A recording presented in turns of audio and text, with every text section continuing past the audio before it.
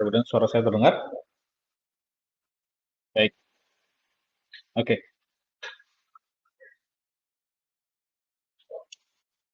Baik, seperti kita bisa mulai. Assalamualaikum warahmatullahi wabarakatuh. Selamat siang dan salam sejahtera bagi kita semua. Kami ucapkan selamat datang dan juga kami ucapkan terima kasih karena telah menyempatkan waktu rekan-rekan yang telah hadir pada webinar sore hari ini. Salam kenal, saya Danang Lutfi Ilmansyah selaku fasilitator pada webinar sore hari ini. Pada kesempatan ini kami dari Hilti Indonesia akan membawakan webinar dengan judul Keselamatan Melalui Desain, Bagaimana Firestop Dapat Mengurangi Penyebaran Api. Materi ini akan membahas bagaimana sistem proteksi kebakaran pasif, khususnya proteksi terhadap bukaan atau opening, melalui sistem firestop yang dapat mengurangi risiko kebakaran yang lebih besar dengan menjaga kompartmentasi. Pada webinar ini hadir di antara kita yaitu ada Bapak Beni, selaku Non-Structural Specification Engineer dari Hilti Indonesia. Beliau juga ditemani oleh Bu Narantika, selaku Non-Structural Specification Engineer Hilti Indonesia. Keduanya memiliki pengalaman yang sangat ekstensif di bidang non-struktural dan juga proteksi kebakaran. Webinar ini kurang lebih akan berlangsung selama 1,5 jam dengan alokasi sesi tanya-jawab selama kurang lebih 20 hingga 30 menit setelah semua narasumber memaparkan materi masing-masing. Kepada rekan-rekan yang telah hadir, jika ada pertanyaan selama pemaparan materi, kami menghimbau untuk menggunakan kolom questions pada pojok kanan bawah untuk bertanya terkait materi dan topik webinar pada hari ini. Kami juga menghimbau kepada peserta untuk bisa hadir selama sesi webinar, karena salah satu syarat untuk mendapatkan e-sertifikat adalah kehadiran penuh selama sesi webinar. Kemudian, kami juga akan memberikan beberapa poll questions di sela-sela pemaparan materi untuk para peserta sebagai checkpoint materi, biasanya di awal maupun di akhir sesi narasumber. Untuk mempersingkat waktu, langsung saja saya persilakan kepada Bapak Beni dan Bu Nara untuk bersiap. Kita mungkin bisa menjelaskan sedikit mengenai Hilti. Hilti secara singkat salah satu perusahaan yang berada di Eropa, didirikan pada tahun 1941 di Scharn, Liechtenstein, dan Hilti memiliki tujuan making construction better dengan menjadi best partner for productivity, safety, dan sustainability. Kemudian Hilti juga mengalokasikan lebih dari 170 juta US dollar per tahun untuk pengembangan riset dan inovasi. Secara global, Hilti memiliki lebih dari 40 tahun pengalaman dalam bidang keselamatan kebakaran. Di sini kami juga sangat membuka kolaborasi dengan asosiasi, institusi, perguruan tinggi, dan organisasi lainnya untuk mengembangkan solusi dan juga meningkatkan awareness mengenai keselamatan kebakaran. Kemudian, secara garis besar, agenda pada webinar hari ini adalah satu, membahas bagaimana pentingnya keselamatan kebakaran pada bangunan gedung. Kedua, pengenalan terhadap sistem proteksi pasif dan fire stopping. Ketiga, apa itu fire stopping? Di dalamnya ada pembahasan mengenai konsep kompartmentasi, aturan dan standar, dan bagaimana fire stop diuji. Kemudian ada aplikasi atau penggunaan fire stop pada bangunan, bagaimana fire stop diinspeksi, dan kemudian di bagian kesimpulan. Nah, pada bagian ini akan dibawakan oleh Bu Nara. Silakan kepada Bu Nara untuk memaparkan materinya. Oke, selamat siang dan selamat sejahtera rekan-rekan Bapak Ibu sekalian. Terima kasih atas waktunya dan saya akan melanjutkan presentasinya tentang pentingnya keselamatan kebakaran pada bangunan gedung. Oke, jadi bisa dilihat pada grafik di sebelah kiri, itu adalah tren kebakaran dari September 2018 hingga Juli 2023, di mana kita lihat trennya sangat fluktuatif dari tahun ke tahun. Dan kebakaran ini melanda paling banyak kepada pemukiman, lalu pertokoan dan perkantoran. Salah satu contohnya adalah kebakaran di Malang Plaza pada Mei 2023. Kebakarannya terjadi di lantai 1 sampai dengan lantai 3 dan yang terdampak adalah 176 tenan dengan kerugian puluhan miliar. Itu hanya 3 lantai. Bayangkan bagaimana jika ada 8 lantai, 10 lantai, dan gedung-gedung high-rise lainnya. Nah, ini juga beberapa kebakaran yang cukup besar yang terjadi di Indonesia belakangan ini. Pada 15 Januari kemarin, kita lihat ada salah satu pusat perbelanjaan tertua di Jakarta. Itu kebakaran dari lantai 7 sampai dengan lantai 9 dengan korban jiwa 12 dan beberapa orang hilang, lalu dengan kerugiannya itu berada di 90 miliar. Contoh lainnya juga ada bulan November adalah kebakaran sebuah pabrik di Bekasi, pabrik pangan hewan. Juga terdapat 9 korban jiwa. Dan evakuasi pada saat itu agak sulit dikarenakan temperatur tinggi dan adanya gas beracun yang juga menyebabkan korban jiwa.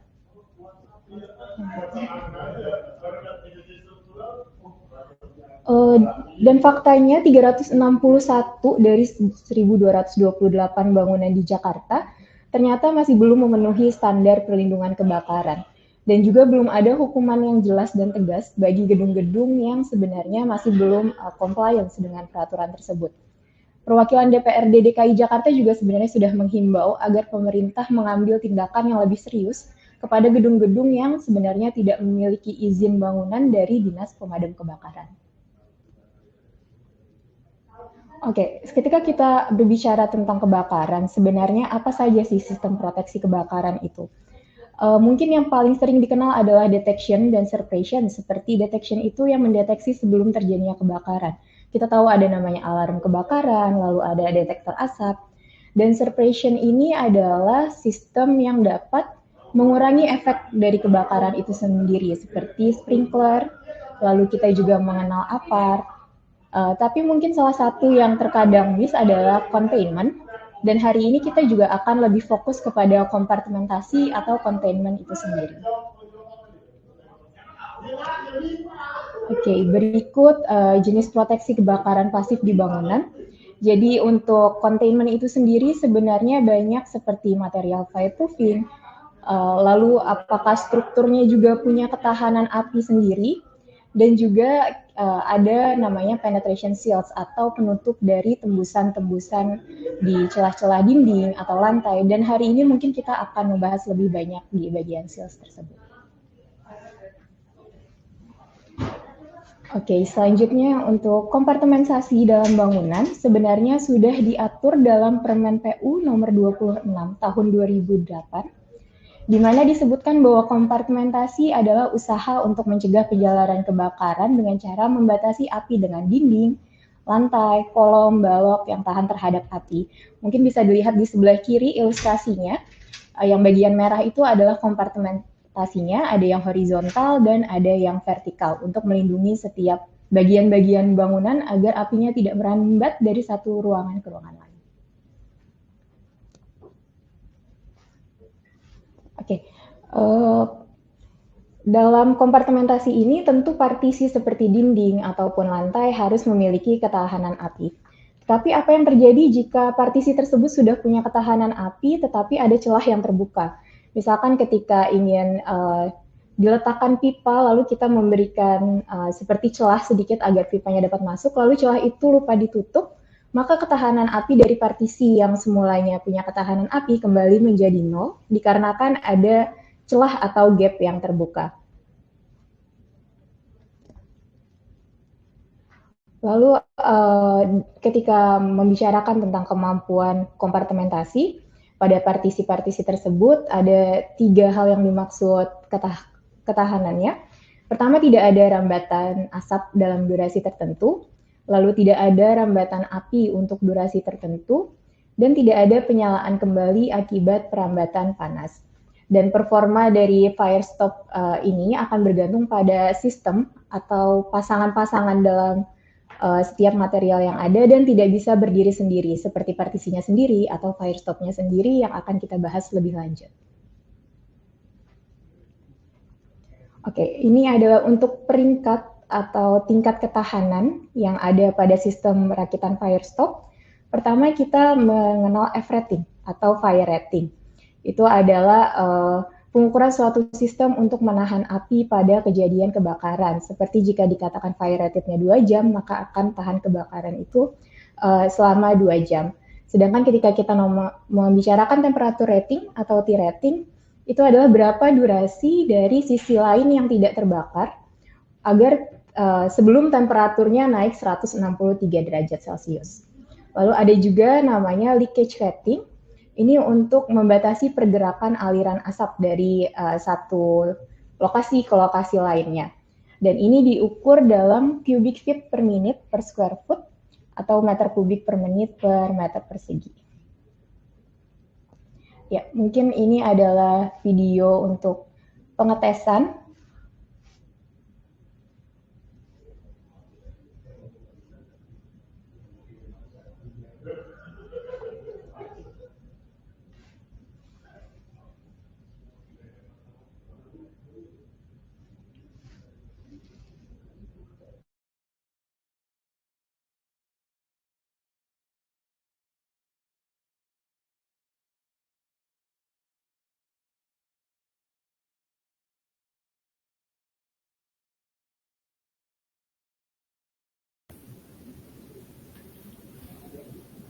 fire stop collars are installed around the pipes.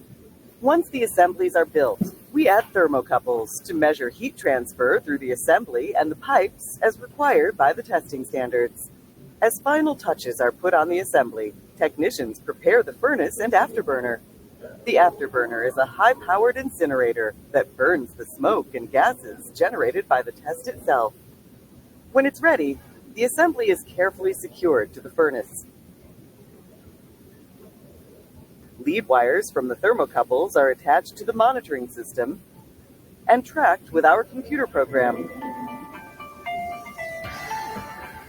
With a mouse click, the furnace's burners are ignited and the test begins.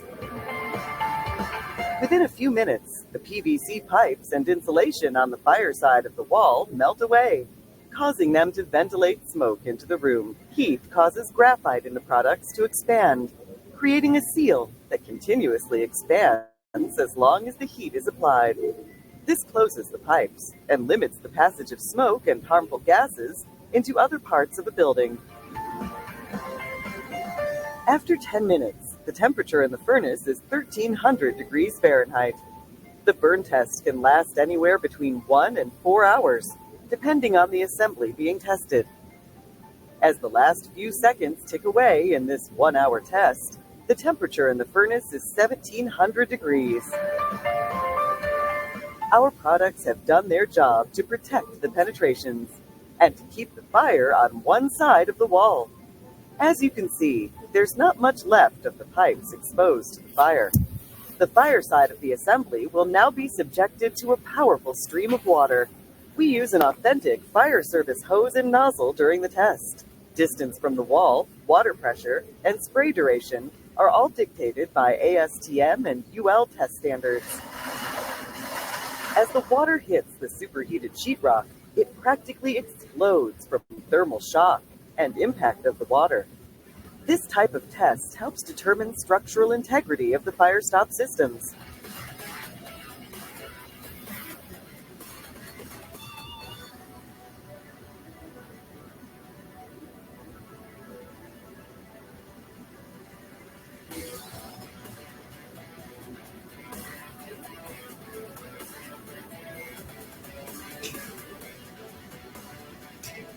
As the charred wall disintegrates, most of the assemblies and leftover pipe go with it. But on the non-fire side, the assemblies remain in place exactly as designed.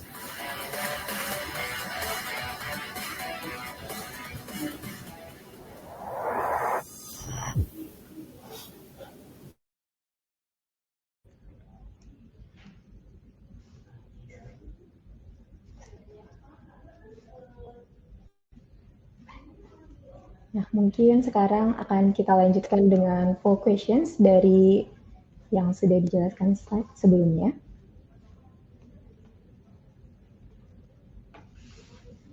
Oke, saya akan bawakan ke poll questions ya.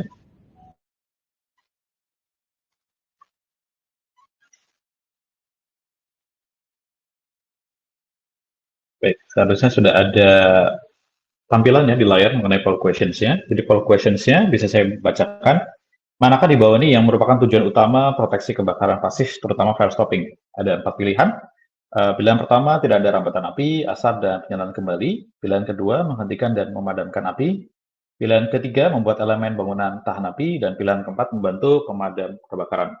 Silakan dipilih mana yang sifatnya lebih tujuan utama dari proteksi kebakaran pasif melalui fire stopping. Oke, saya lihat sudah ada 22 orang yang tune in, terus kemudian sudah ada 13 orang yang menjawab pertanyaan atau polling tersebut. Oke, dan mayoritas menjawab yang pertama ya. Jadi memang betul berdasarkan pemaparan tadi sudah dibawakan oleh Bu Naran, tidak ada rambatan api, asap, dan penyalaan kembali. Itu adalah fitur utama dari proteksi kebakaran pasif melalui fire stopping. Karena memang tujuan utamanya adalah untuk mencegah api dan asap bisa melewati celah-celah yang terjadi akibat adanya bukaan. Baik, setelah poll ini kita bisa lanjutkan.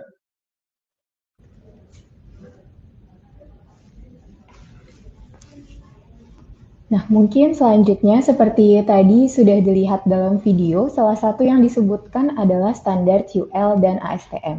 Sebenarnya ini juga sudah sejalan dengan peraturan pemerintah kita. Kita kembali lagi ke Permen PU nomor 26 tahun 2008. Di sini yang terkait dengan fire stop pada bukaan penetrasi tembus.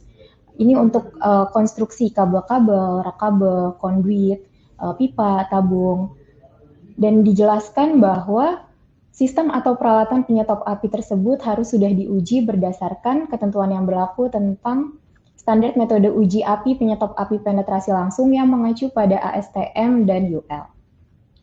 Lalu selanjutnya. Nah, dan standar yang sama juga berlaku terkait dengan fire stop pada area sambungan, seperti pada joints atau fasad. Di antara pasangan konstruksi tahan api harus dilindungi dengan suatu sistem sambungan yang dirancang dan diuji untuk mencegah penyebaran api, yang mengacu juga kepada ASTM dan UL. Mungkin pertanyaannya apa itu ASTM dan UL, bagaimana standarnya akan kita bahas lebih lanjut.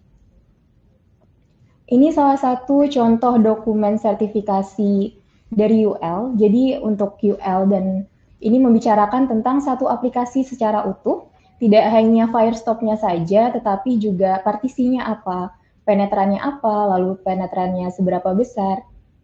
Oke, next. Di bagian atas kita bisa lihat ada fire ratingnya berapa, T-ratingnya berapa. Ini mengacu pada tadi apa saja definisinya. Lalu di bawahnya kita juga bisa melihat drawing aplikasinya seperti apa.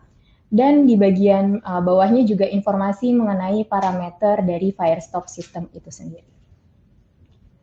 Lalu ada juga pertimbangan maksimum dan minimumnya untuk penetran atau lubang bukaan yang perlu ditutup. Nah, ini contoh untuk lebih detailnya tentang UL. Jadi karena kita membicarakan tentang aplikasi, dilihat dari nomor 1, kita lihat partisinya itu apa. Dan partisinya itu maksimal area bukaannya berapa. Jadi mungkin ketika bukaannya lebih besar dari itu, maka tidak bisa menggunakan sertifikasi UL yang ini, atau mungkin harus menggunakan sistem fire stop yang berbeda. Lalu juga di nomor 2 terlihat aturan tentang penetransnya atau yang menembusnya. Di situ dituliskan untuk pipa dengan maksimal diameternya 305 mm. Nah, sedangkan material fire stop-nya ini sendiri bisa dilihat di nomor 4, apa saja. Pertama ada packing materialnya, harus menggunakan mineral wool-nya, jadi tidak hanya fire stop-nya saja. Lalu yang di B-nya baru dituliskan bahan fire stop-nya itu apa. Jadi ketika kita membicarakan fire stop-nya itu tidak hanya nomor 4-nya, fire stop-nya saja, tetapi keseluruhan aplikasinya dari nomor 1, dan nomor 2-nya juga harus sesuai dengan sertifikat UL yang kita gunakan. Nah, ini untuk uji UL kita bisa lihat.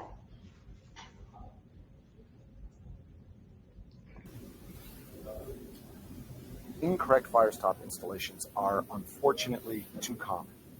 And in the event of a fire, the consequences could include preventable, dangerous exposure to fire and smoke for egressing building occupants and responding firefighters, as well as excessive property damage.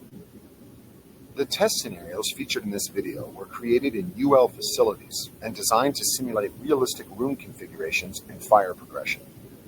Each scenario includes a matched set of penetrations and joints, one that is fire-stopped correctly using a UL-listed fire stop design, and one that is fire stopped incorrectly using an unrated design. All correct materials and installations represented in this video comply with UL 1479 for penetrations and UL 2079 for joints. These initial scenarios illustrate a very common mistake. While fire stop sealants have been used in incorrect installations, they're not the appropriate products specifically listed for these applications. In the case of the plastic pipe, the non-compliant installation results in a complete failure of fire and smoke containment within a short time. For the tested cable bundle scenario, the non-compliant installation resulted in a considerable amount of smoke passage within a short time due to the fact that fire stop putty listed as part of some tested cable penetration systems was used in a way that did not fully meet the tested system's installation requirements. Attention to detail is critical. In this scenario, showing a copper tube, the installations are identical with the exception of insulation material. Use of the non-compliant insulation results in rapid spread of fire and smoke and demonstrates the importance of matching every detail to the listed system. Oke, dari video sebelumnya bisa dilihat untuk sistem yang tidak sesuai dengan standar UL untuk bukaannya itu tidak terlindungi. Jadi masih bisa menembus, masih bisa merambat api dan asapnya. Sedangkan yang untuk UL-nya sendiri, celahnya itu sudah terlindungi sehingga tidak ada perambatan api maupun asapnya.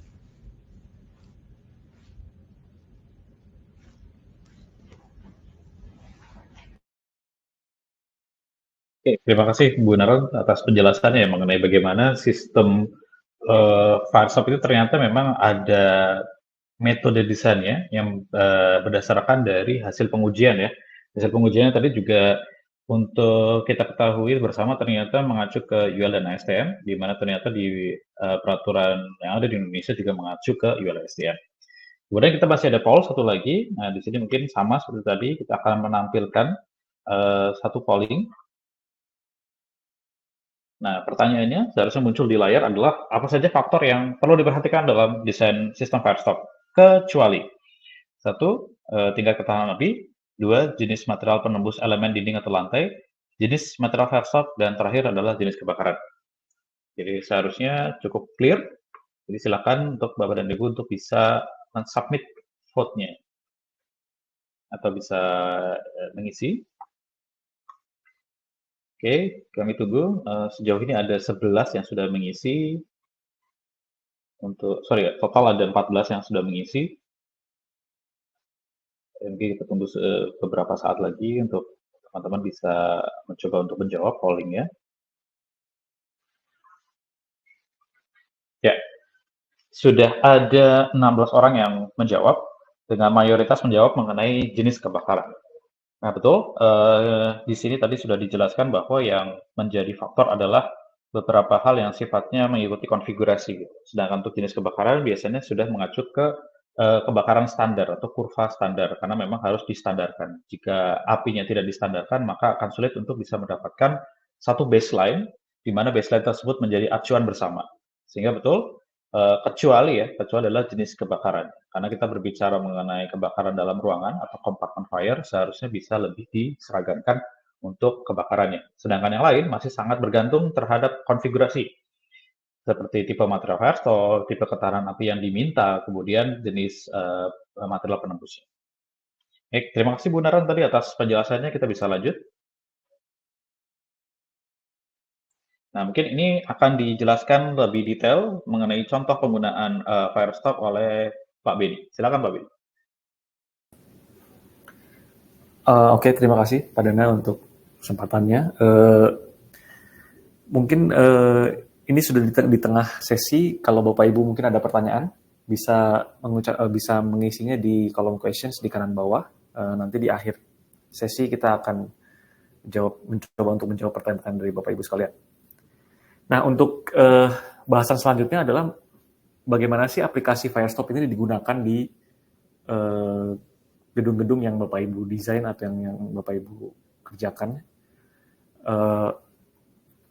Nah, untuk tingkat proteksi kebakaran itu sebenarnya ditentukan oleh klasifikasi bangunannya gitu ya. Jadi dari mulai yang paling kecil,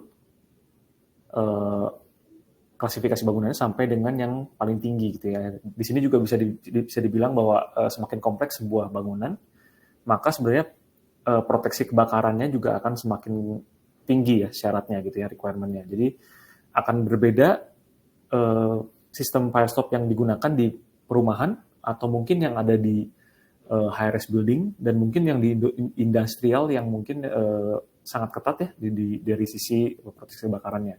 Misalnya contoh, kalau di apartemen gitu ya, evakuasinya akan jauh lebih sulit gitu ya dibandingkan di perumahan low rise gitu ya.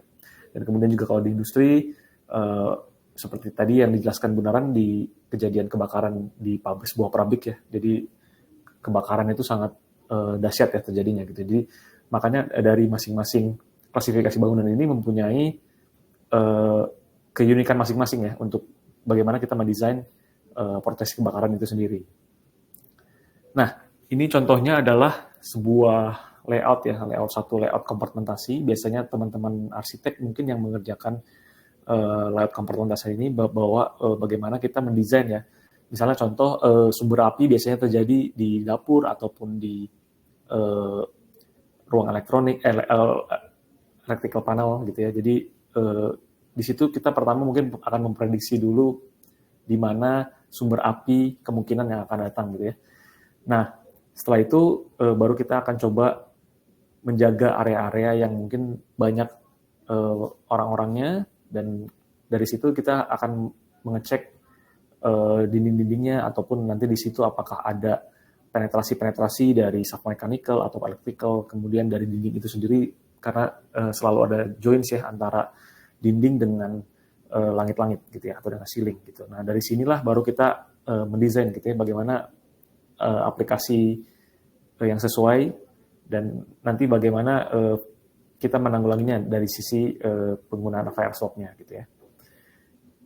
Nah, contohnya tadi kalau untuk yang high-rise building, biasanya ataupun yang misalnya contohnya di sini di apartemen gitu misalnya, di lorong-lorong koridor ini biasanya akan menjadi jalur evakuasi pada saat terjadi kebakaran gitu ya.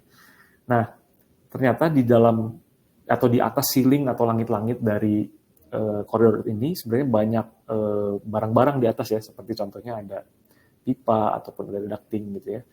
Nah, sebenarnya dari pipa-pipa ataupun ducting di atas itu juga sebenarnya ada tembusan-tembusan yang masuk ke dalam unit-unit apartemennya misalnya gitu ya. Misalnya kalau terjadi di satu unit apartemen terbakar, kalau memang api dan asapnya bisa menyebar sampai koridor, sedangkan koridor itu kita mau fungsikan bahwa tidak ada asap yang ada di sana supaya orang-orang pada saat evakuasi juga bisa evakuasi dengan cepat gitu ya. Nah, maka dari itu firestop sebenarnya digunakan menjadi sebagai penutup ya untuk celah-celah dinding atau celah-celah yang tadi ada penetrasi gitu. Seperti itu. Dan sebenarnya tadi fire rating yang kita jelaskan sebelumnya apakah ada 2 jam, 3 jam atau 4 jam gitu, itu sebenarnya digunakan untuk bagaimana nanti evakuasi bisa berjalan dengan baik gitu ya, ataupun kita bisa waktu itu bisa kita gunakan untuk menunggu tim damkar datang untuk memadamkan apinya gitu ya. Seperti itu. Kemudian ini contohnya yang di ruang electrical. Kalau dari foto yang kita lihat di sebelah kiri ini, sebenarnya potensi kebakaran itu bisa terjadi karena bola lampu misalnya, panas gitu ya. Kemudian misalnya ada korslet atau percikan listrik gitu ya, yang dapat menyebabkan kebakaran gitu. Nah, biasanya ruang-ruang electrical inilah yang nanti akan dikompartmen agar bila amit-amit terjadi kebakaran, api dan asapnya itu tidak akan menyebar ke ruangan-ruangan lain. Gitu. Jadi maka dari itu, bila ada penetrasi dinding ataupun yang ada di shaft ke penetrasi lantai, itu perlu dilindungi oleh firestop itu sendiri. Nah, ini contoh penggunaan sistem firestop. Di sebelah kiri ini traditional method ya. Jadi biasanya ada opening gitu ya. Kemudian ada cable tray bertingkat gitu. Nah, biasanya mungkin yang tidak menggunakan firestop ya dibiarkan terbuka saja seperti itu. Tapi yang biasanya kita lakukan adalah dengan menggunakan berbagai macam solusi. Biasanya ada juga yang menggunakan foam gitu ya. Jadi firestop foam ataupun kita juga ada yang disebut firestop block gitu ya. Jadi di sini ada beberapa solusi dan contohnya misalnya untuk kabel bundles bisa menggunakan split sleeve kita sebutannya. Jadi nanti tergantung dari aplikasi dan requirement yang dibutuhkan gitu ya. Kemudian ini untuk ducting dan pipa misalnya. Untuk ducting ini contohnya seperti ini, kemudian ada pipa tadi ya. Pipa juga menjadi salah satu penetran yang akan ada di bangunan-bangunan yang Bapak Ibu desain juga ya. Nah, untuk pipa itu sendiri sebenarnya juga cukup jelas ya bahwa pipa itu sebenarnya dibagi jadi 2 gitu ya. Ada yang pipa metal dan ada yang pipa yang non metal atau kita sebut combustible. atau pipa-pipa yang mudah terbakar gitu ya. Nah, pipa-pipa yang mudah terbakar ini sebenarnya pada saat terjadi kebakaran, sebenarnya menjadi salah satu concern ya Bapak Ibu sekalian. Karena pada saat terjadi kebakaran, tadi seperti yang video yang kita lihat sebelumnya itu, pipa-pipanya bisa meleleh, kemudian juga bisa menyebabkan lubang gitu ya, lubang baru gitu ya, untuk penyebaran api dan asap gitu. Nah, maka dari itu, pipa-pipa yang menggunakan pipa PVC atau pipa yang mudah terbakar itu diperlukan yang namanya intumescence material gitu. Nah, apa itu intumescence material? Intumescence material adalah satu material yang pada saat terjadi atau kena expose dengan api, dia akan mengembang gitu, Bapak Ibu sekalian. Jadi contohnya ini ada pipa plastik gitu ya. Nah, pada saat terjadi kebakaran, bahkan sebelum pipanya meleleh, bagian yang hitam-hitam yang di bawah ini, Bapak Ibu sekalian, itu adalah material intumescence yang expand ya, karena terjadi kebakaran gitu. Nah, biasanya di suhu 150 sampai 200 derajat, intumescence material itu akan aktif gitu ya, dan akan menutup celah yang ditinggalkan oleh pipa PVC tadi yang meleleh gitu ya, sehingga penyebaran api dan asapnya bisa dihambat gitu oleh material intumescence ini. Seperti itu. Dan ini contohnya di sebelah satunya lagi gitu ya, jadi pipanya masih utuh, kemudian apinya tidak menyebar ke sisi lainnya. Nah, tes ini juga sebenarnya hanya tes menunjukkan bagaimana kerjanya material intumescence ya. Jadi kalau pengujian tes itu sebenarnya tadi yang seperti yang ada di video sebelumnya gitu, bahwa itu harus pakai tungku dan harus sesuai dengan standar UL. Kalau video ini sebenarnya hanya menunjukkan bagaimana intumescence itu bekerja ya. Nah, ini untuk yang di SAF ya. Tadi kan kalau tadi mungkin hanya single pipe gitu, tapi kalau untuk SAF juga kita nanti diperlukan fire stop. Contohnya di sini menggunakan foam dan menggunakan mortar gitu ya. Nah, secara general ini mungkin adalah aplikasi-aplikasi yang biasanya ada di dalam satu bangunan gitu ya. Yang pertama ada electrical, kemudian dari sisi mechanical itu ada piping, kemudian bisa jadi juga ada mix penetrant ya di situ, di mana mungkin ada cable tray yang multiple, kemudian bisa jadi di situ nanti ada cable bundle, ada bus duct ataupun yang lain-lainnya. Kemudian dari sisi interior finishing ada joints gitu ya, jadi antara dinding dengan langit-langit kita sebutnya top of wall, atau bahkan mungkin wall to wall gitu ya. Biasanya terjadi sebuah celah di sana, dan biasanya kita menggunakan fire rated sealant ya untuk mencegah penyebaran api dan asapnya. Dan untuk fasad biasanya sambungan antara edge of slab dan curtain wall gitu ya, ataupun precast, misalnya precast untuk exterior wall misalnya gitu ya. Biasanya ada celah antara kedua barang tersebut. Nah, nanti dari sana perlu adanya fire stop joints gitu ya untuk edge of slab itu sendiri gitu ya. Dan maka dari itu sebenarnya tidak ada satu solusi yang bisa dipakai untuk semua aplikasi gitu Bapak Ibu sekalian. Jadi tergantung dari aplikasinya apa, dan setiap aplikasi mempunyai keunikannya sendiri-sendiri gitu. Nah, ini adalah contoh-contoh instalasi fire stop ya. Jadi kalau kita lihat di sini, Bapak Ibu sekalian, ini ada berbagai macam nih instalasi-instalasi yang ada di dunia nyata ya, di real life gitu ya. Dari sini sebenarnya terlihat ya bahwa ternyata ada beberapa aplikasi yang masih salah gitu ya. Contohnya yang diberi tanda silang gitu ya, masih ada yang fire stop-nya ada tapi berantakan, ataupun salah penggunaan misalnya contohnya. Kemudian ada juga yang tidak menggunakan fire stop sama sekali gitu ya, seperti yang di bawah sini gitu ya. Jadi ini adalah aplikasi-aplikasi yang sebenarnya salah gitu.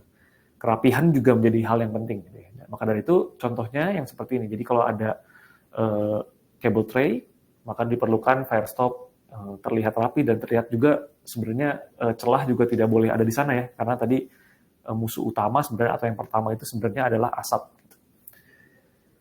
Kemudian contoh yang lain, misalnya ini untuk sambungan ya antara tadi top of wall ataupun wall to wall gitu, ternyata juga masih banyak aplikasi-aplikasi yang salah gitu ya.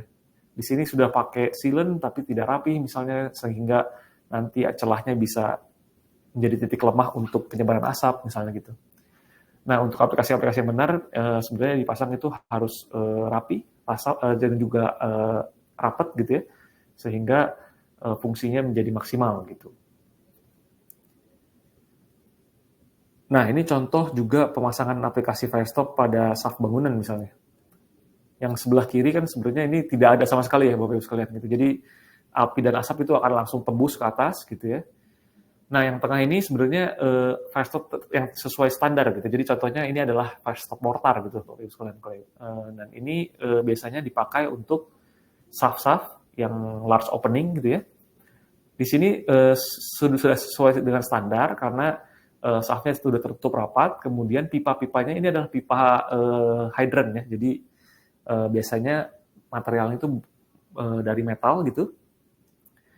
Kemudian diharapkan tidak ada celah ya di antara pipa dengan mortarnya gitu.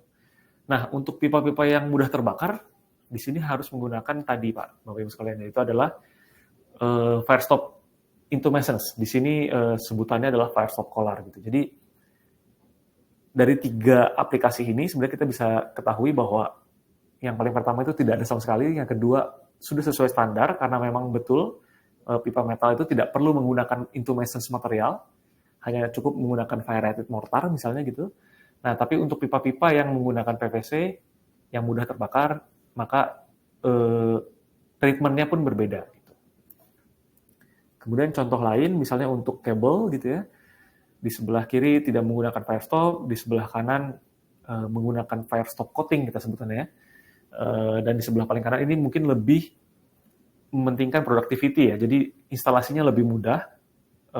Kemudian juga ini disebut dengan split sleeve gitu ya. Jadi untuk project-project yang mungkin lebih cocok di data center juga, yang memerlukan pergantian kabel yang cukup sering gitu ya, split sleeve ini bisa dipakai. Nah, aplikasi yang ketiga ini memang lebih advance, lebih premium juga, dan ini memang cocok untuk proyek-proyek yang mungkin juga membutuhkan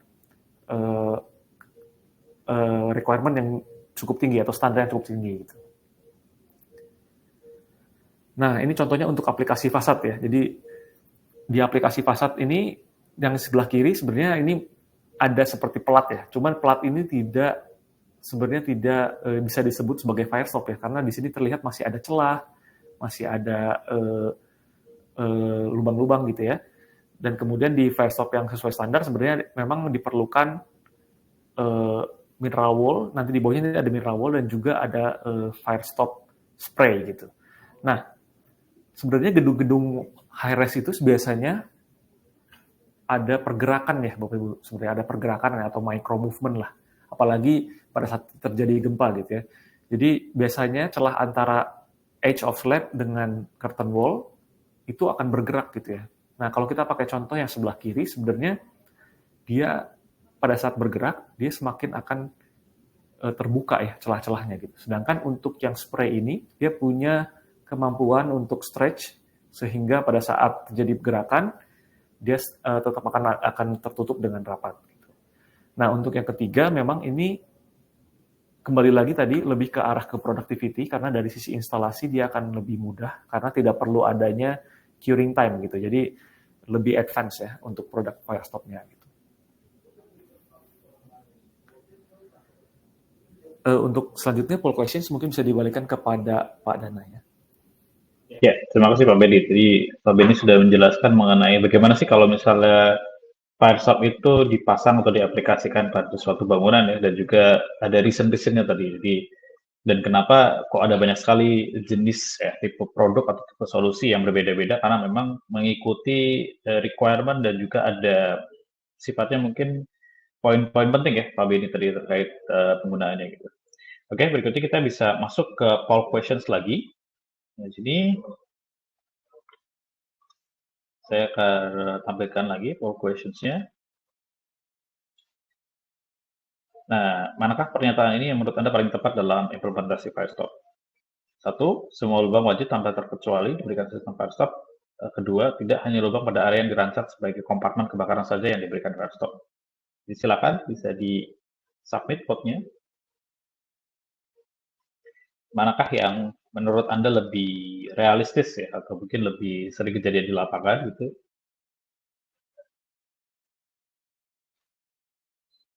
Baik, sudah ada 15 vote,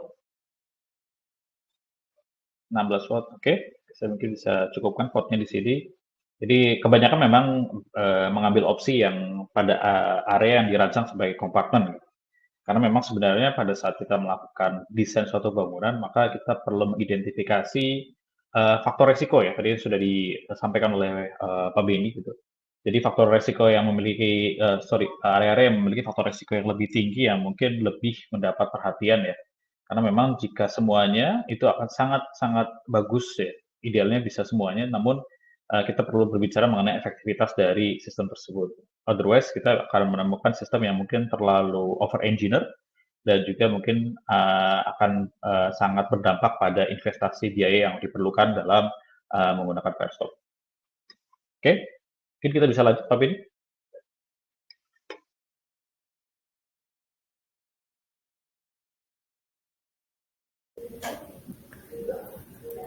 Oke, untuk bahasan selanjutnya itu adalah prosedur inspeksi Firestop. Jadi tadi setelah desain, menentukan approval mana yang cocok, kemudian ditentukan juga dari sisi produk mana yang cocok dengan aplikasi tertentu. Kemudian tadi kita sudah bicara juga soal instalasi yang benar seperti apa. Nah, setelah mungkin teman-teman aplikator atau kontraktor memasang Firestop, langkah selanjutnya adalah inspeksi gitu ya. Gimana sih kita melihat pemasangan sistem Firestop yang benar gitu.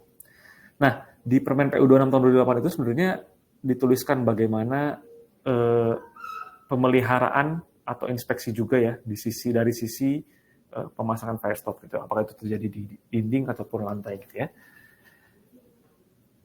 Nah, dari OBS atau otoritas berwenang setempat biasanya menggunakan satu tabel ini atau satu checklist gitu ya dalam SOP inspeksi tim OBS gitu ya. Di sini dilihat ada beberapa pertanyaan ya, atau sebuah checklist gitu ya. Bagaimana nanti ini yang akan dipakai gitu di lapangan, sistemnya apakah sudah baik, sudah oke, atau seperti apa gitu ya. Nah, selain checklist ini sebenarnya juga bisa dilakukan tes-tes lainnya gitu, seperti tes destruktif gitu ya. Nah, contohnya misalnya tadi kan kalau di dokumen approval yang dijelaskan oleh Bu Naran tadi, sebenarnya dijelaskan ya tadi ada berapa mili tebalnya, kemudian aplikasinya seperti apa gitu ya. Nah, dari sana sebenarnya kita harus melakukan tes uji destruktif gitu ya. Jadi diambil satu bagian, ini contohnya di pipa ya. Jadi kita cek misalnya kebutuhannya misalnya harusnya 13 mili, kita cek nanti apakah benar 13 mili gitu ya. Dan biasanya memang dilakukan random check gitu di setiap bisa di setiap lantai ataupun sebenarnya bisa disetujui ya berapa sampel yang akan diambil gitu. Nah, setelah diuji destruktif tentu saja harus dikembalikan lagi ke semula ya. Jadi diberikan lagi sealnya dan mineral-nya gitu. Ini contohnya untuk pipa. Nah, kemudian tadi kalau untuk fasad gitu ya, join antara fasad antara airsoft flat dengan curtain wall itu juga diambil satu sampel gitu ya. Jadi tadi ada mineral wool di bawahnya, kemudian di atasnya itu ada spray gitu ya, Firestop spray. Nah di sini dicek gitu ya berapa ketebalannya setelah kering gitu. Setelah itu nanti sebenarnya secara visual dilihat dulu apakah masih ada celah atau enggak. Setelah itu diambil uji destruktif gitu. Nah sebenarnya juga ada mungkin Bapak sekalian uji non-destruktif mungkin seperti misalnya kita menggunakan senter gitu ya. Jadi ada satu lokasi HOF tadi misalnya dipakai senter dari atas, kemudian kalau senter cahayanya tembus berarti asapnya juga tembus gitu. Jadi ada beberapa cara untuk mengecek instalasi Firestop ini sudah benar atau tidak gitu. Nah, ini juga ada satunya. Kalau ini dilakukan pada saat instalasi sih Bapak Ibu sekalian. Jadi pada saat spraynya masih keadaan basah, kita bisa ngecek ketebalan basahnya. Karena ada dua informasi yang kita perlu tahu. Jadi pada saat ketebalan basah, nanti ada ketebalan keringnya juga gitu. tadi yang ketebalan kering tadi yang dipotong dari destruktif, sebenarnya ketebalan basah juga ada di pada saat melakukan instalasi gitu. Jadi mungkin untuk teman-teman konsultan pengawas gitu ya, pada saat instalasi juga bisa menggunakan metode ini ya, jadi dicek ketebalan basahnya gitu. Kembali lagi Bapak Dana, ini adalah satu poll questions lagi untuk Bapak-Ibu sekalian. Ya, terima kasih Pak Beri. Mungkin ini kayaknya poll question terakhir yang disiapkan, jadi bisa dibaca lagi. Nah, mungkin tadi sudah banyak informasi yang disampaikan oleh Bu Nara dan juga Pak Beni gitu. Namun namanya juga webinar, biasanya ada banyak hal yang tidak bisa disampaikan karena keterbatasan waktu juga. Kami juga dari Hill Team membuka peluang untuk diskusi lebih lanjut, sehingga jika rekan-rekan yang sudah hadir pada webinar ini membutuhkan lebih banyak diskusi, kami juga terbuka untuk bisa menyelarakan diskusi tersebut. Jadi silakan. Apakah informasi ini sudah cukup atau perlu ada banyak diskusi lagi? Mungkin tadi ada yang sifatnya lebih ke masalah instalasi, ada yang lebih ke masalah desain, atau mungkin ada yang berhubungan dengan masalah inspeksi. Kami sangat terbuka untuk bisa melakukan diskusi mengenai topik-topik tersebut. Oke. Nah, baik, kita tunggu. Ini poll-nya juga masih ini 3. Jadi mungkin rekan-rekan di sini akan ada pertanyaan. Tadi saya sudah cek juga ada beberapa pertanyaan ya yang sudah saya ucapkan terima kasih kepada rekan-rekan yang sudah memberikan pertanyaan. Nanti setelah kita menyelesaikan pemaparan materi, kita akan coba untuk membahas satu-satu pertanyaannya. Namun sekali lagi kami sangat terbuka untuk diskusi mengenai Firestop ini gitu. Jadi jika ada concern mengenai Firestop, kami akan mencoba untuk bisa menjadwalkan, dan mungkin salah satu dari kami ada Bu Naran atau mungkin Pak Beni, atau mungkin kalau rekan-rekan ingin diskusi langsung bisa datang juga ke kantor kami di daerah Jakarta Selatan. Baik, mungkin bisa dilanjut ya Pak Beni.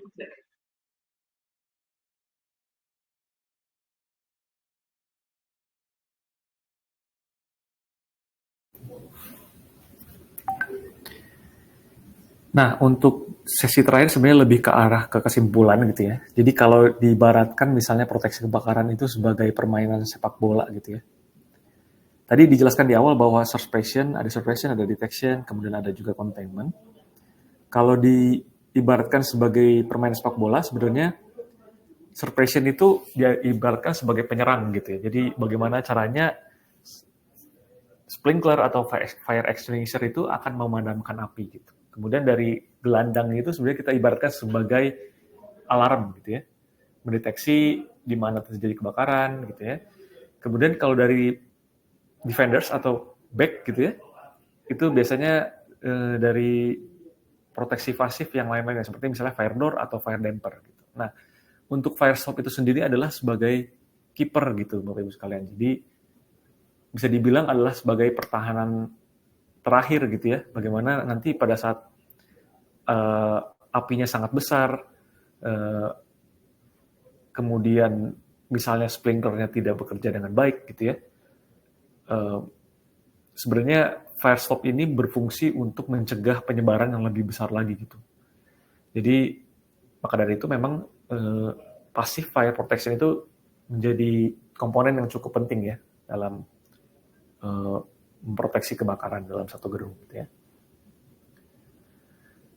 Nah, proteksi kebakaran ini juga merupakan rangkaian usaha kolektif ya. Jadi sebenarnya semuanya ini berkesinambungan gitu ya. Jadi pertama misalnya kita setuju bahwa keselamatan kebakaran itu hal yang wajib gitu ya. Jadi kemudian dari building regulations juga disebutkan ya bahwa tadi ada Permen PU 228 gitu bahwa bangunan gedung itu diwajibkan mempunyai sistem proteksi kebakaran gitu. Kemudian kita juga punya kriteria dan pedoman yang jelas gitu untuk setiap sistem proteksi kebakaran, dan ini mungkin nomor 4 ini mungkin adalah bagian dari tim teman-teman konsultan ya yang menuliskan specification pada desain yang harusnya sudah sangat jelas gitu di awal di tahap desain gitu ya. Jadi kembali lagi tadi misalnya bahwa tidak semua aplikasi mempunyai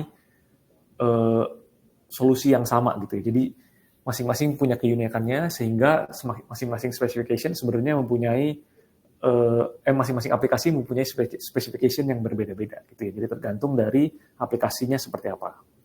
Kemudian instalasi yang sesuai juga menjadi sangat penting dan acuannya itu adalah ke specification tadi. Kemudian inspeksi untuk memastikan kontrol kualitas gitu ya. Jadi apakah tadi tebalnya sudah benar, kemudian apakah dari sisi visual sudah benar, kerapihan dan lain-lain. Kemudian semuanya juga biasanya didokumentasi dengan baik gitu ya. Jadi agar nanti bisa punya referensi untuk perbaikan gitu ya. Biasanya untuk building owner misalnya ataupun untuk teman-teman konsultan pengawas biasanya semuanya harus didokumentasi dengan baik agar nanti pada saat terjadi amit-amit terjadi kebakaran, sebenarnya kita bisa lihat nanti firestopnya apakah memang terpasang dengan benar gitu ya, sehingga yang kita harapkan adalah yang pastinya adalah life safety dari sebuah bangunan atau desain yang dilakukan gitu ya. Kemudian dari Hilti sendiri sebenarnya kita mempunyai komitmen ya Bapak Ibu sekalian untuk meningkatkan proteksi kebakaran di Indonesia. Jadi ini ada 3 hal yang kita sudah secara garis besar kita sudah lakukan. Jadi firestop training misalnya. Jadi kita melakukan training ke teman-teman konsultan, teman-teman kontraktor gitu, bagaimana cara pemasangan yang benar gitu ya. Dari mulai teori hingga praktek ya. Jadi kita juga belajar mengenai installation, bagaimana caranya gitu ya. Kemudian dari awareness campaign, misalnya dari webinar seperti hari ini, kemudian kita juga sering sekali untuk datang ke tempat-tempat atau ke kantor-kantor konsultan arsitek ataupun mungkin konsultan MEP untuk membahas soal firestop ini. Kemudian juga kita mengeluarkan sebuah buku yang ditulis oleh Pak Dana sendiri, Prof. Yudanto juga ya, bahwa di situ ada buku yang bernama Firestopping pada Bangunan. Gitu. Di situ dijelaskan bagaimana pentingnya firestopping pada bangunan. Gitu. Kemudian dari technical guideline development juga kita involve gitu ya untuk bagaimana technical guideline ini bisa membantu gitu ya atau untuk mengatasi kesenjangan pada standar firestop dengan berkolaborasi dengan tim-tim terkait gitu ya. Dan juga dengan teknologi-teknologi yang terkini gitu ya. Mungkin itu dari kami. Terima kasih atas waktunya. Mungkin kita masuk ke bagian pertanyaan ya. Oke, terima kasih Pak Bedi dan juga Bu Naran ya atas penjelasannya tadi. Sangat komprehensif menurut saya karena memang cukup banyak yang dibahas ya, mulai dari kejadian kebakaran yang mungkin menjadi lebih banyak ya dalam beberapa waktu terakhir gitu. Kemudian juga kita tadi diberitahu atau diberikan informasi bagaimana sih melakukan desain proteksi kebakaran pasif ya, terutama menggunakan firestop ini dari melihat referensi gambar yang berdasarkan standar, referensi berdasarkan pengujian yang dilakukan oleh pihak ketiga, dalam hal ini bisa berdasarkan ULR ASTM. Kemudian tadi juga dijelaskan Pak Beni bagaimana sih cara pemasangannya gitu, dan kalau dengan kriteria-kriteria berbeda apakah bisa menggunakan satu solusi yang sama atau ternyata harus berpindah ke solusi yang lain gitu.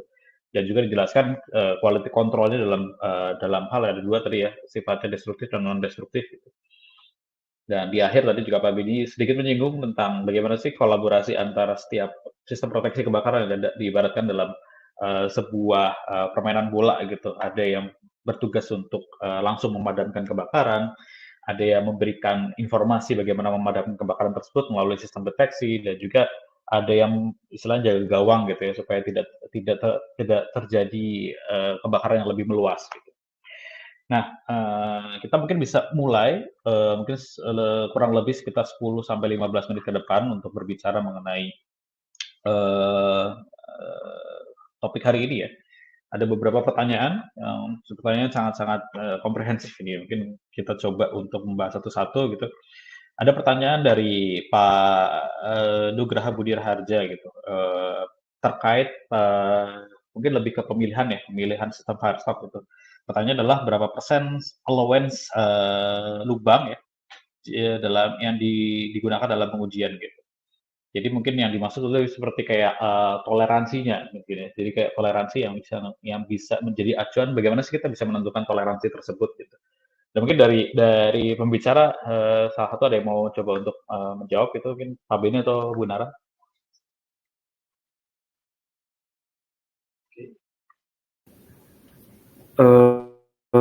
Oke Pak, terima kasih Pak Nugraha atas pertanyaannya. Sebenarnya di dokumen approval itu sebenarnya juga ada yang disebut dengan annular space ya.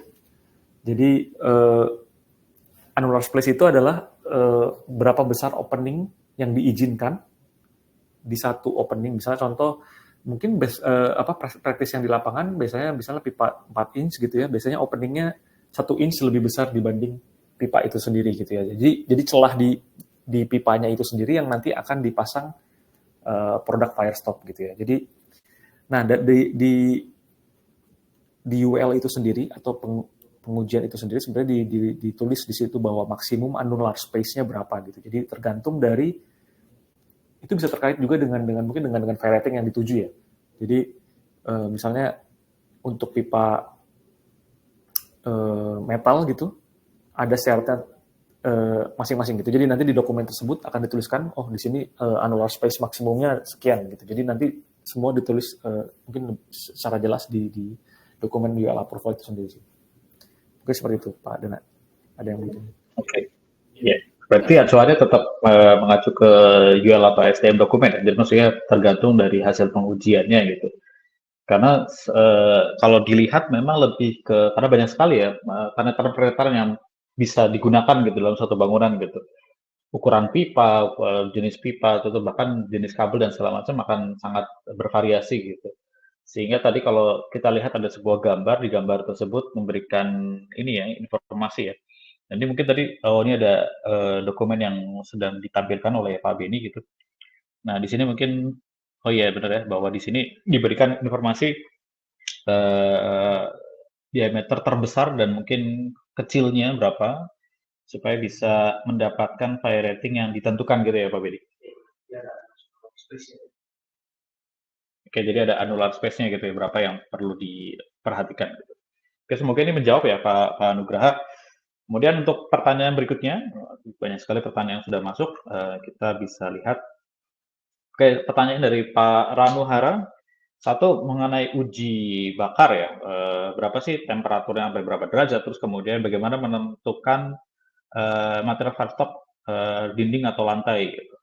Misal berdasarkan penetrannya dan segala macam ya, ini mungkin tadi juga sudah dibahas ya bahwa yang dijadikan acuan adalah dokumen pengujian gitu. Jadi dokumen pengujiannya bisa mengikuti standar apa gitu. Nah standar yang diuji adalah standar yang diacu adalah ASTM atau UL gitu. Kemudian dalam pengetesan suhu berapa dan segala macam, tadi juga sempat dibahas gitu. Cuman yang menjadi penting adalah di sini bukan hanya berbicara mengenai suhu atau temperaturnya, karena dalam pengujian tungku biasanya ada yang kita sebut dengan kurva kebakaran. Jadi kita sebut dengan kurva standar kebakaran. Nah itu kurva tersebut adalah kurva yang disepakati oleh secara global gitu bahwa itu kurva yang sifatnya cukup krusial. Jadi kita tidak hanya berbicara mengenai temperatur, tapi juga karena kurva biasanya di sumbu X dan sumbu Y-nya itu ada waktu dan juga ada temperatur yang harus dicapai gitu. Jadi kalau misalnya diminta konstan, nah itu berarti bukan kurva. Tapi kalau kurva itu berarti di durasi tertentu biasanya temperaturnya akan naik gitu. Nah memang kalau dari kurva tersebut kalau nggak salah saya lihat referensinya tuh bisa sampai 1000 sampai 1200 derajat gitu. Tergantung tadi ya time frame-nya gitu. Misalnya dalam waktu 1 jam mungkin belum sampai 1000 tapi di atas 1 jam bisa lebih dari 1000 derajat. Nah, itu karena memang yang diacu adalah kurva standar. Kemudian ada beberapa yang sifatnya bukan pertanyaan tapi lebih ke masukan gitu. Pak Jajat Sujatmika di sini bilang mudah-mudahan suatu saat ada handbook atau flowchart ya yang lebih ringkas untuk memudahkan kontrol terutama inspeksi gitu. Jadi itu juga menjadi masukan. Banyak juga yang sudah meminta ya untuk dibuatkan seperti itu gitu. Tapi memang harapannya tidak hanya datang dari industri, tapi mudah-mudahan bisa menjadi standar ya untuk bisa diaplikasikan gitu. Dan kemudian pengetesannya apakah di Indonesia sudah ada yang bisa mengakomodir ya untuk fire stop?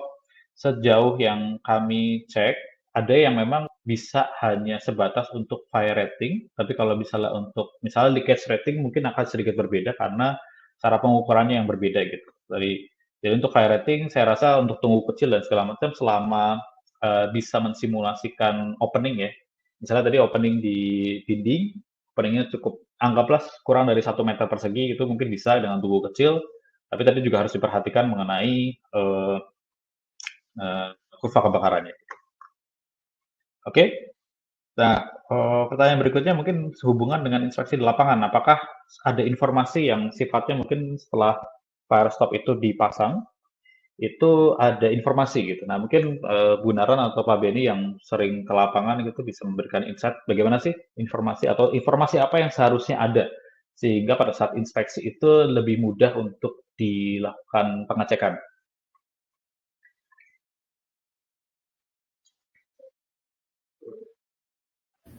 Biasanya kita memasang sebuah stiker gitu ya mungkin ya Pak. Jadi jadi kami di Hilti sendiri sebenarnya punya satu aplikator resmi di mana nanti pada saat setiap installation dia akan menempelkan sebuah stiker di mana di situ akan ditulis sistem UL approval mana yang dipakai, tanggal berapa, kemudian biasanya nanti ada tangan orangnya ya. Jadi siapa installernya gitu. Nah di situ mungkin data-data awalnya seperti itu sih. Nanti ada labelnya gitu ya di sebelah staffnya ataupun di tembusan-tembusan. Nah untuk staff pantai biasanya juga ditulis gitu ya bahwa di staff tersebut ada fire stop jangan diinjak misalnya gitu karena fire stop itu sendiri tidak mempunyai ketahanan secara struktur ya. Gitu. Seperti itu pada ya, masih Pak Beni. Jadi lebih informasinya tadi kalau saya tidak salah tangkap, jadi kan ada yang memasang, kemudian data referensinya ya. Jadi mungkin tadi mungkin produk apa yang terpasang di sana atau solusi apa yang terpasang di sana, terus kemudian referensinya apa, mungkin tadi standar acuannya apa ya gitu ya Pak Bidi. Dan itu disarankan supaya pada saat melakukan inspeksi bahkan bisa juga menghindari inspeksi destruktif ya. Jadi biasanya kalau inspeksi destruktif itu memang agak dihindari karena biasanya membutuhkan material tambahan untuk bisa mengembalikan gitu. Sehingga informasi-informasi yang tadi disebutkan oleh Pak Beni akan membantu dalam melakukan inspeksi. Baik, kita bisa lanjut ke pertanyaan-pertanyaan berikutnya. Kemudian ini kan ada beberapa komen juga dari Pak Nugraha gitu. Bagaimana bila spesifikasi waktu ketahanan api dibatasi berdasarkan waktu evakuasi? Misalnya ternyata waktu evakuasinya cukup 30 menit, sehingga fire ratingnya yang dibutuhkan ternyata cukup 30 menit.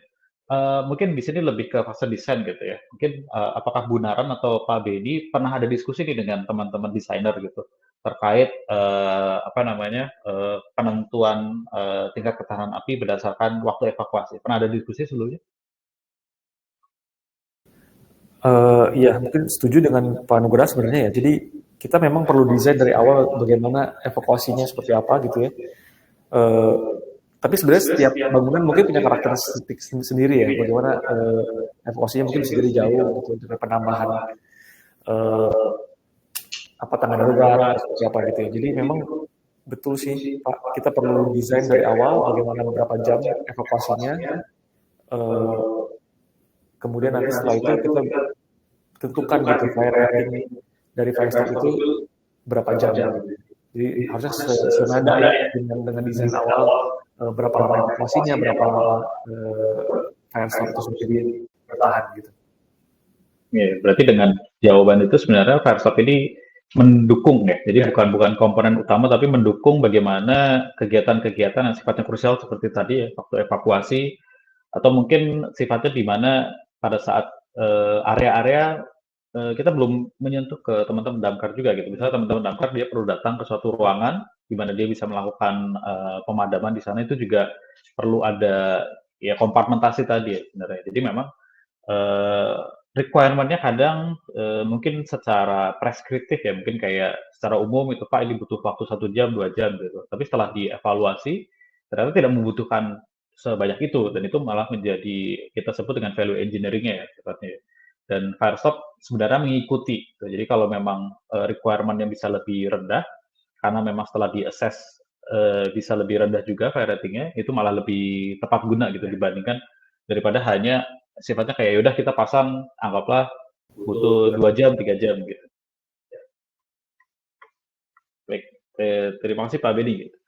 Kemudian pertanyaan berikutnya, dan ini masih ada komen dari Pak Anduk sebenarnya untuk yang tembusan vertikal kemungkinan besar akan spesifikasinya bisa lebih tinggi gitu karena memang kita menghindari kejadian kebakaran yang merambat ke atas karena justru itu akan mengganggu waktu evakuasi lebih parah ya karena kan evakuasi per lantai itu akan butuh waktu yang sangat lama ya Pak Beni.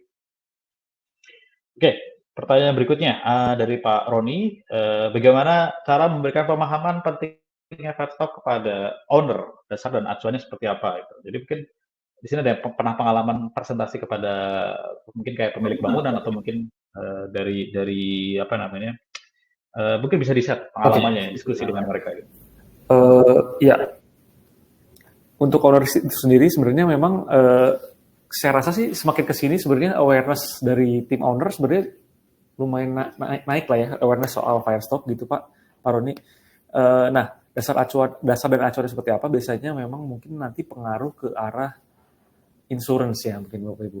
Jadi dengan adanya Firestop sebenarnya asuransi di sebuah gedung itu akan bisa jadi preminya akan jadi lebih rendah gitu ya. Jadi mungkin investasi di awal lebih besar mengenai Firestop, tapi nanti investasi di arah insurance-nya bisa jadi lebih rendah gitu. Jadi dan juga sebenarnya pada saat terjadi kebakaran aset juga itu nanti menjadi hal yang penting ya. Jadi penjagaan terhadap aset, penjagaan terhadap nyawa manusia gitu ya yang tinggal di bangunan tersebut, dan kemudian juga yang mungkin yang terakhir adalah juga reputasi dalam gedung tersebut gitu. Jadi mungkin tenan-tenan di dalamnya kalau sudah pernah terjadi kebakaran mereka mungkin akan jadi sedikit lebih ragu untuk menyewa space di gedung tersebut misalnya. Jadi dengan mempunyai sistem Firestop yang komplit gitu ya, seharusnya sudah menjadi satu keuntungan untuk tim owner gitu ya. Nah, mungkin memang investasi di awal lebih besar, tapi dalam jangka panjang seharusnya akan sangat menguntungkan gitu ya. Mungkin itu yang bisa saya jawab, Pak Dara. Oke, mungkin sedikit menambahkan juga, saya pernah berbicara dengan estimator atau quantity surveyor. Saya juga lihat beberapa komen katanya Firestop ini akan menjadi mahal. Jadi sebenarnya untuk Firestop ini sendiri biayanya biasanya hanya 0,2% dari keseluruhan proyeknya ini sendiri. Jadi dengan investasi yang sebenarnya tidak begitu besar dengan memiliki tingkat keselamatan yang jauh lebih tinggi. Jadi sebenarnya ini kan juga bisa melindungi aset. Bayangkan kalau misalkan ternyata misalkan itu warehouse, kita nggak mau apinya menyebar dari satu gudang ke gudang lain karena akan banyak aset yang terbakar. Jadi mungkin pemahamannya dari owner juga bisa dari segi itu. Oke, terima kasih Pak Bedi sama Bu Naran ya. Jadi dari pengalamannya sendiri ternyata sudah mulai aware ya terkait sistem proteksi pasif gitu. Karena memang kalau kita berbicara mengenai sistem proteksi kebakaran, kebanyakan memang lebih mengarah ke proteksi aktif gitu. Jadi sprinklernya ada berapa, menggunakan sistem apa namanya, apakah dia menggunakan sprinkler yang tekanannya tinggi atau bisa menggunakan yang tekanan rendah gitu. Dan ternyata yang pasif pun sudah mulai mendapatkan atensi gitu. Dan tadi Bu Naran juga sudah bilang ternyata investmentnya tuh nggak besar ya dari nilai bangunan gitu. Mungkin karena ya kalau kita berbicara mengenai item per item, jika dibandingkan sama item yang sifatnya tidak memiliki kemampuan tahan kebakaran, kemudian rating-rating yang diperlukan karena tidak diuji ya pasti akan sangat jauh gitu. Tapi kalau kita berbicara mengenai investasi, karena ini yang kedua sebagai investasi, jadi kalau di slide dilihat juga sebenarnya kebakaran di Malang itu bisa sampai puluhan miliar ya gitu. Dan ya tadi kalau misalnya ternyata anggaplah investasi Firestop per lantainya mungkin nggak nyampe puluhan juta gitu, tinggal dikalikan berapa lantai, itu jauh lebih rendah dibandingkan potensi kerugian yang bisa terjadi gitu. Tadi mungkin 50 miliar adalah potensi kerugian karena kebakarannya, belum tadi masalah reputasi ya Pak Bedi gitu. Kalau misalnya ternyata karena ada kebakaran, saya tidak mau memperpanjang sewa di sana gitu, karena akhirnya pemasukan kepada bangunan juga berkurang gitu. Jadi mungkin kalau kita berbicara dengan teman-teman di building owner, dimensinya mungkin tidak hanya berbicara mengenai teknis, tapi juga apa sih yang menjadi concern mereka gitu. Dan concern tadi, salah satunya tadi Pak Beni udah bilang ada insurance juga gitu kan. Jadi mungkin untuk bisa mendapatkan insurance yang sesuai yang mereka minta, mereka ternyata ada poin-poin proteksi kebakaran yang harus dilengkapi atau mungkin diperbaiki gitu. Jadi ternyata dimensinya cukup banyak ya. Kemudian pertanyaan berikutnya ada juga pertanyaan lanjutan gitu mengenai sebenarnya Firestop ini bisa berfungsi sampai berapa lama sih? Apakah perlu ada penggantian yang rutin gitu?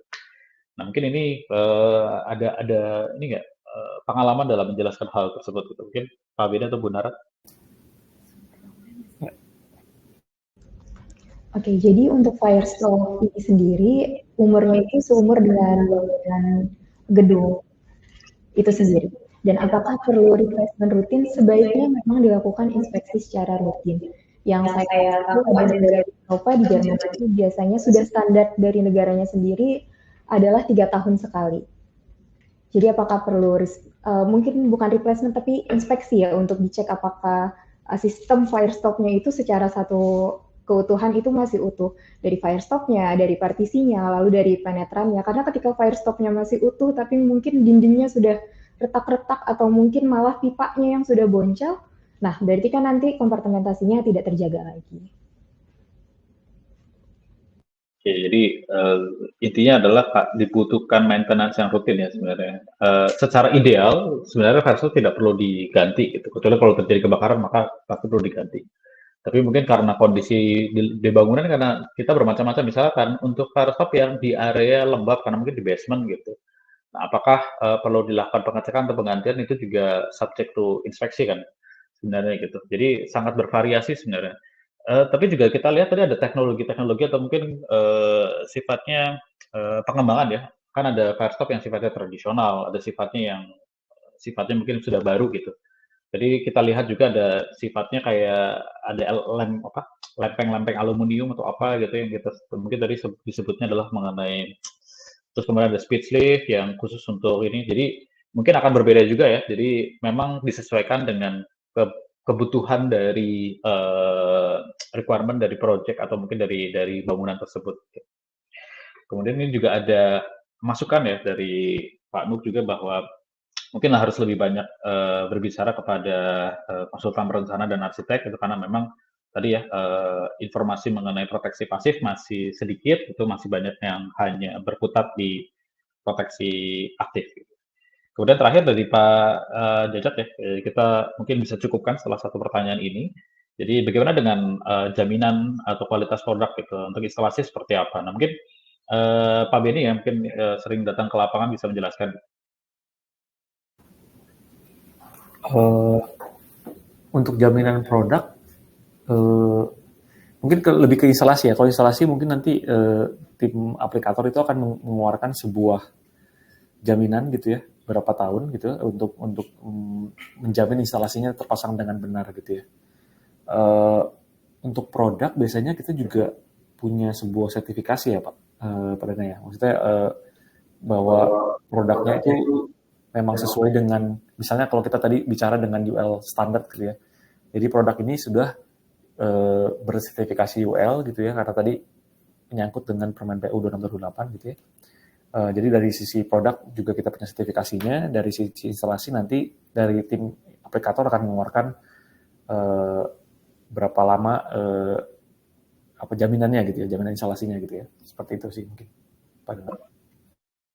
Mungkin secara umum sama seperti jaminan pengerjaan ya. Jadi kayak biasanya suka ada mungkin disepakati misalnya dalam waktu 1 tahun 2 tahun gitu akan ada, kalau misalnya dalam ini masih ada sesuatu yang perlu diperbaiki maka tim installernya akan memberikan perbaikan gitu ya. Tapi kalau dari segi produk sendiri sebenarnya yang menjadi jaminan adalah karena sudah tersertifikasi oleh pihak ketiga.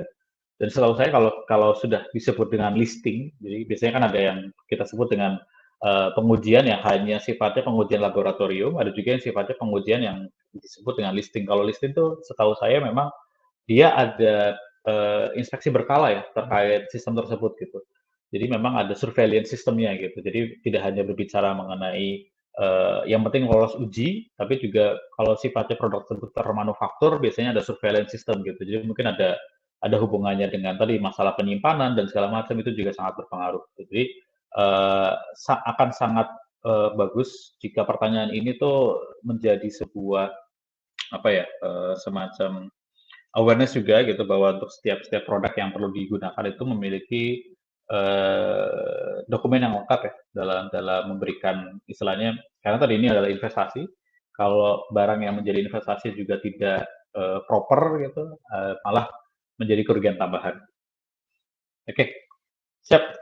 Sudah kurang lebih sekitar 20 menit sampai ya 15 sampai 20 menit kita sudah melakukan sesi tanya jawab ya gitu. Jadi pertanyaannya sangat-sangat luar biasa, penting juga untuk bisa mendalami mengenai bagaimana sih khususnya untuk Firestop ya karena memang Hilti sendiri memiliki spesialisasi di Firestop.